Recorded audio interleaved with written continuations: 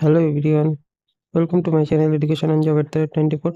তো তোমরা যারা পশ্চিমবঙ্গের পরীক্ষাগুলো এক্সামগুলো দেবে, তো পশ্চিমবঙ্গের সামনে যে পরীক্ষাগুলো রয়েছে, তো সমস্ত পরীক্ষাগুলো এক জায়গায় করে আমি তোমাদের জন্য কালেক্ট করেছি। তো দেখে নাও তোমাদের পশ্চিমবঙ্গের সামনে কী কী পরীক্ষা রয়েছে, এবং এটাই তোমাদের কাছে সুবর্ণ সুযোগ যে তোমরা এটাকে কাজে লাগাও। তো এবছর প্রচুর ভ্যাকান্সি বেরিয়েছে, তো এগুলোকে তোমরা যারা রয়েছে তোমাদের সমস্ত ক্যান্ডিডেটের জন্য, ডাব্লিউ পুলিশ বলো, কেপি পুলিশ বলো, যে গ্রুপ ডি বা শিক্ষক যাই বলো, তোমাদের ক্ষেত্রে খুব গুরুত্বপূর্ণ সুযোগ।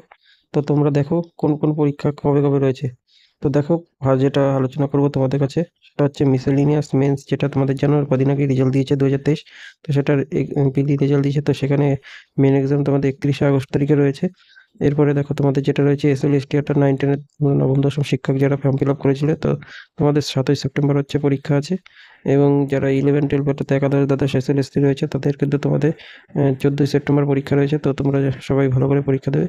এরপরে যেটা রয়েছে তোমাদের যারা পুলিশের জন্য, যেটা এবার প্রায় 10 লাখ ফর্ম ফিল আপ হয়েছে, সেক্ষেত্রে দাঁড়িয়ে দেখতে পাবে তোমাদের ডেট অবশ্যই আগে দিয়ে দিয়েছে, তো 30শে নভেম্বর।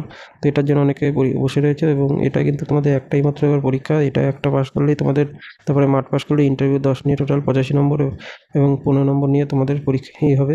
তো সেভাবে ভালোভাবে পরীক্ষা দেবে। তো তোমাদের একটাই মেন এক্সাম হবে, যেটা 85 নম্বরে থাকবে, এবং ইন্টারভিউ 15 নিয়ে তোমাদের টোটাল মার্কসের উপর হবে। তো এটা তোমরা সবাই ভালো করে দেবে। এরপরে যেটা রয়েছে, তো এটার কিন্তু ভোটের আগে তোমাদের নিয়োগ হবে, এইটার জন্য তোমরা অবশ্যই পড়াশোনা করো। এবং তোমাদের ডাব্লিউবিপিএসআই এটাও কিন্তু ভোটের আগে হবে। তো এটা তোমরা করবে। এবং কেপিএসআই যে মেন্সটা তোমাদের বাকি রয়েছে, সেটাও কিন্তু তোমাদের ভোটের আগে হবে। এই দুটো কিন্তু, তিনটে কিন্তু তোমাদের ভোটের আগে অবশ্যই নিয়োগ হবে, তোমরা সেগুলোর জন্য ভালোভাবে কথা। তো এসআই মেন্স যেটা দেখো 12ই অক্টোবর রাখা হয়েছে তোমাদের, যেটা পুজোর পরপরই তোমাদের হয়ে যাবে পরীক্ষা, কালী পুজোর আগেই। তো সেক্ষেত্রে তোমাদের এটার জন্য পড়া উচিত। এবং কেপিএসআই তোমাদের এটার এখনও রেজাল্ট বেরোয়নি, কিন্তু তোমাদের রেজাল্ট খুব শিগগিরই দিয়ে দেবে, এবং তোমাদের মেন্সের ডেট দিয়ে দিয়েছে।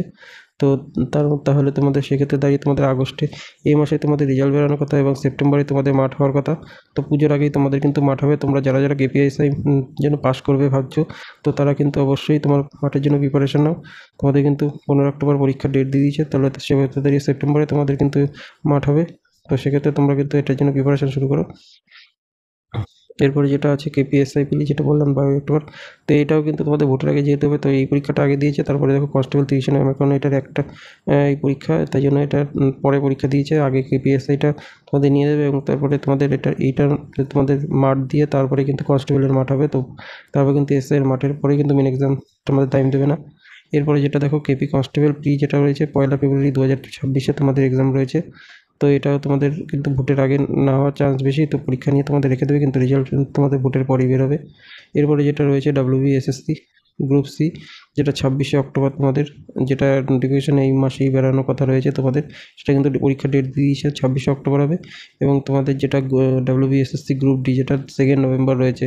তো এই ক্ষেত্রে দাঁড়িয়ে দেখতে পাচ্ছ তোমাদের ওয়েস্ট বেঙ্গলের সমস্ত পরীক্ষা, এতগুলো পরীক্ষা তোমাদের 1টা 2টা 3টে 4টে 6টা 7টা 8টা 9টা পরীক্ষা রয়েছে টোটাল এখানে। তো এরপরে যেটা সিজিএল রয়েছে, তো যেটা 13 আগস্ট থেকে শুরু হওয়ার কথা ছিল, কিন্তু এই পরীক্ষাটা তোমাদের ক্যান্সেল করা হয়েছে বিভিন্ন কারণে। তো সেই নিয়ে একটা নোটিশ আমাদের জারি করেছে এসএসসি অফিস, সেটা আমি তোমাদের আলোচনা করে দেবো পরে। তো এসএসসিতে 13 আগস্ট হচ্ছে না তোমাদের, সেটা সেপ্টেম্বরে 1 মাস পিছিয়ে গেছে প্রায় ধরতে পারো।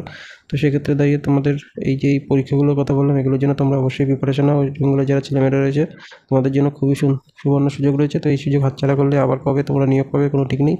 তো আগামী 5 বছরে তোমাদের কী রিক্রুটমেন্ট হবে জানি না, তবে এই ভোটের আগে তোমাদের যা রিক্রুটমেন্ট বেরিয়েছে, এগুলো তোমাদের অবশ্যই পড়াশোনা করো।